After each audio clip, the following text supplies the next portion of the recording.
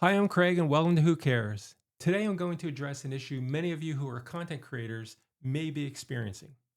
Do you connect your Rodecaster Pro II to an ATEM or ATEM Mini Extreme ISO with a cable like this?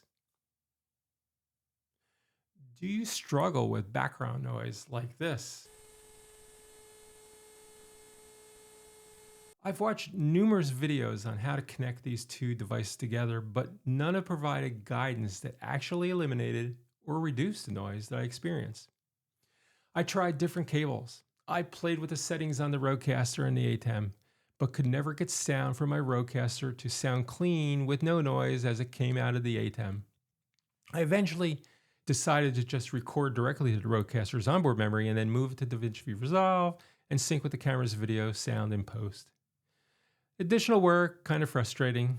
So, the issue though is not with the Rodecaster and it's not with the ATEM. It's with the connection of these two. The output from the Rodecaster is balanced and the input of the ATEM is unbalanced. Posts in other areas I reviewed indicate that the noise is caused by some sort of ground loop due to the connection of a balanced device into an unbalanced device.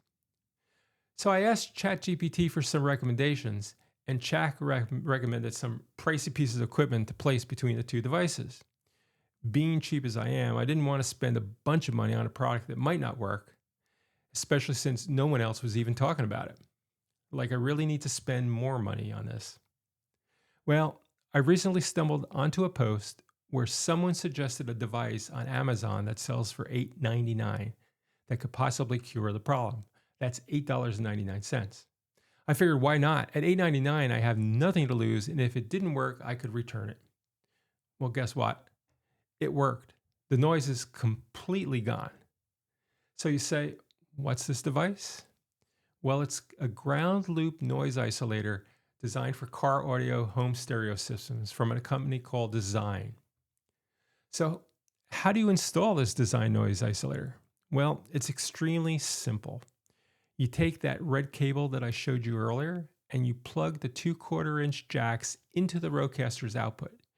You then take the 3.5 millimeter jack that you'd normally plug directly into the mic input on the ATEM and plug it into the Design's noise isolator. Then plug the Design 3.5 millimeter jack into the ATEM mic input. Make sure you have the mic inputs within the ATEM set up to line. The noise is gone.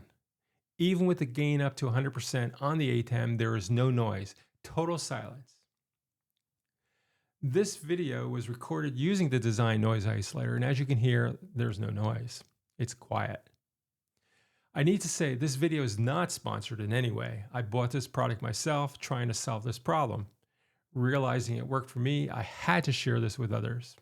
So hit the like button if you find this video helpful and subscribe to see more videos like this and other very diverse topics.